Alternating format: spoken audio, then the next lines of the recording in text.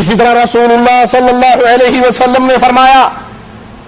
کہ خواب کے اندر مجھے دودھ کا پیالہ دیا گیا اور وہ دودھ کا پیالہ میں نے پیا، یہاں تک کہ اس کی تازگی کو میں نے اپنے ناخنوں میں محسوس کیا، لیکن پیالے میں کچھ دودھ بچ گیا،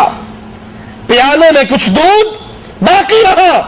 اپنا چھوڑا ہوا بچا ہوا دودھ میں نے عمر بن خطاب کو پلایا رضی اللہ عنہ وارضا۔ حضرت عمر پر زبان دراز کرنے والوں، امیر المومنین کے خلاف گندی زبان کو استعمال کرنے والوں، ان کے ایمان کا انکار کرنے والوں، یہ امام الانبیاء فرما رہے ہیں خواب کے اندر میرے سامنے دودھ کا پیالہ پیش ہوا، جس کو میں نے پیا، اس کی تازگی کو محسوس کیا، یہاں تک کہ اپنے ناخنوں میں محسوس کیا، پھر اس پیالے میں کچھ دودھ بچا، وہ دودھ میں نے عمر ابن خطاب کو پلایا۔ صحابہ کہتے ہیں یا رسول اللہ صلی اللہ علیہ وسلم، اس خواب کی تعبیر کیا ہے؟ آقا فرماتے ہیں وہ دودھ جو میں نے پیا اور باقی بچا ہوا عمر کو پلایا، اس سے مراد علم ہے۔ اسی لیے رسول کریم صلی اللہ علیہ وسلم نے فرمایا تھا لو کان بعدی نبیا لکان عمر،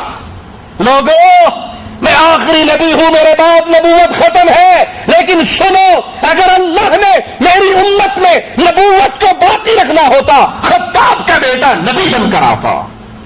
لو کان بعدی نبیا لکان عمر، اگر میرے بعد کوئی نبی ہوتا تو عمر یہ نبی بن کر آتا۔ بخاری و مسلم میں ہے، اللہ کے حبیب علیہ الصلوۃ والسلام فرماتے ہیں میں نے خواب دیکھا ایک کنویں پر ہوں، اس کنویں سے پانی نکالنے کے لیے ایک ڈول پڑا ہوا ہے، میں نے اس سے ڈول نکالے، جتنا اللہ نے چاہا میں نے پانی نکالا، پھر میرے بعد وہ ڈول ابو بکر رضی اللہ عنہ وارضا نے پکڑ لیا اور انہوں نے بھی ایک یا دو اس میں سے نکالے، اللہ ابو بکر کی کمزوری کو معاف کرے، پھر وہ ڈول بڑا ہو گیا اور پھر اس کو حضرت عمر ابن خطاب نے پکڑ لیا۔ اللہ کے نبی علیہ الصلوۃ والسلام فرماتے ہیں میں نے ایسا عجیب شخص کوئی نہیں دیکھا جس نے عمر کی طرح اتنی تیزی سے اور اتنے زیادہ پانی کو اس کنویں میں سے نکالا کہ ہم سب سیراب ہو گئے، باقی سب سیراب ہو گئے۔ عمر ابن خطاب رضی اللہ عنہ وارضا کے دور میں اسلام کفار کے محلات میں پہنچا، ان کے بادشاہ اس شخصیت سے اتنا ڈرتے تھے، ان کے ہاتھ میں جام شراب کے، اور اگر ان کے پردہ سماج سے عمر کا نام ٹکرا جاتا تھا تو ہاتھ کانپ جاتے تھے، شرابیں گر جایا کرتے تھے۔ کہ کفار مجبور ہو گئے یہ کہنے پر کہ مسلمانوں کے پاس ایک عمر تھا، اگر مسلمانوں کے پاس اس جیسا ایک اور ہوتا پوری دھرتی پہ لا الہ الا اللہ کی حکومت قائم ہو جاتی، پوری دھرتی پہ اسلام کو نافذ کر دیا جاتا اگر مسلمانوں کے پاس ایک عمر اور ہوتا۔ اسی لیے ابو بکر رضی اللہ عنہ وارضا فرمایا کرتے تھے اس دھرتی پر، اس زمین پر عمر سے بڑھ کر مجھے کوئی محبوب نہیں ہے، اس دھرتی پر مجھے جتنی محبت عمر ابن خطاب سے ہے اتنی کسی سے نہیں ہے۔ اسی لیے وفات سے پہلے خلافت کا بوجھ اپنے بیٹوں کو نہیں دیا، اپنے رشتہ داروں کو نہیں دیا، عمر ابن خطاب کے حوالے کیا۔ اور جب کسی نے کہا کس کے حوالے امت کو کر کے جا رہے ہو، یہ تو بڑا شدید ہے، یہ بڑا سخت ہے، کہا جب خلافت کا بوجھ بڑھے گا تو نرم ہو جائے گا۔ اور اگر مجھ سے اللہ نے پوچھا اپنے نبی کی امت کو کس کو دے کر آئے ہو، اس کی باغ دوڑ کس کے ہاتھ میں چھوڑ کر آئے ہو، میں کہوں گا اے اللہ تیرے نبی کے ساتھیوں میں سب سے افضل کے حوالے کر کر آیا ہوں۔ حضرت علی رضی اللہ عنہ وارضا فرماتے ہیں جب تم نیک لوگوں کا ذکر کرو، جب تم صالحین کا ذکر کرو تو عمر کو نہ بھولو۔ عبداللہ ابن مسعود رضی اللہ عنہ وارضا فرماتے ہیں اگر دنیا کا علم، اور کیجئے ابن مسعود کے جملوں پر، کون ابن مسعود جس کی اپنی شان کی یہ کیفیت ہے،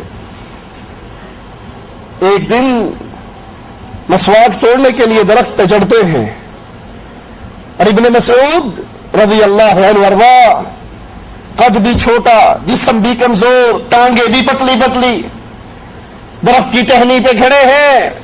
تیز ہوا کا جھونکا آتا ہے، ابن مسعود اسی پہ لہرا جاتے ہیں، لڑکھڑا جاتے ہیں۔ نیچے کھڑے ہوئے صحابہ ان کی پتلی پتلی ٹانگوں کو دیکھ کر ہنسنے لگ جاتے ہیں۔ اللہ کے حبیب علیہ الصلوۃ والسلام پوچھتے ہیں کیوں ہنس رہے ہو؟ جواب میں کہتے ہیں ابن مسعود کی کمزور ٹانگوں کو دیکھ کر ہنسی آئی ہے۔ آپ نے کہا اس کی ٹانگوں کو دیکھ کر ہنسنے والوں، اس کی پنڈلیوں کو دیکھ کر ہنسنے والوں، اللہ کے دربار میں ابن مسعود کی یہ پنڈلیاں احد پہاڑ سے زیادہ بھاری ہے۔ وہ ابن مسعود فرما رہے ہیں لوگوں، اگر پوری دنیا کے علم کو تولا جائے، دنیا کا علم ترازو کے ایک پلڑے میں ہو اور اکیلے عمر کا علم ایک پلڑے میں ہو تو عمر کا پلڑا پوری دنیا سے بھاری رہے گا، رضی اللہ عنہ وارضا۔ حذیفہ بن یمان رضی اللہ عنہ وارضا فرمایا کرتے تھے کہ دنیا بھر کا علم عمر کی گود میں پڑا ہوا تھا۔ سیدنا علی رضی اللہ عنہ وارضا کا فرمان ہے کہ عمر پختگی رائے، دانشمندی، علم اور دلیری سے پر تھے۔ علم کے اندر بھی، رائے کے اندر بھی، دانشمندی کے اندر بھی، شجاعت کے اندر بھی عمر سب سے پر بھاری تھے۔ سیدنا علی فرماتے ہیں رسول اللہ صلی اللہ علیہ وسلم کے بعد سب سے بہتر ابو بکر اور عمر ہے۔ وخلیفته بلا فصل کی آواز لگانے والوں، یہ علی کا فرمان ہے۔ یہ کہنے والوں کہ ابو بکر اور عمر نعوذ باللہ علی کے دشمن تھے، علی کی خلافت کو چھینا تھا، علی کے حق پہ قبضہ کیا تھا، سیدنا علی فرما رہے ہیں۔ اور سیدنا علی کے یہ جملے کوفے کی جامع مسجد میں گونجا کرتے تھے، اس امت کا سب سے افضل شخص رسول اللہ کے بعد ابو بکر ہے، اس کے بعد عمر ہے رضی اللہ عنہما۔ پوری امت میں اللہ کے نبی کے بعد سب سے افضل ابو بکر عمر۔ اور کسی مومن کے دل میں، مومنین کی پہچان بھی سن لینا، علی فرماتے ہیں کسی مومن کے دل میں میری محبت، علی کی محبت اور ابو بکر و عمر کی دشمنی اکٹھی نہیں ہو سکتی۔ اگر کوئی علی سے محبت کا دعوے دار ہے لیکن ابو بکر و عمر سے دشمنی کرتا ہے تو وہ علی کی زبان میں مومن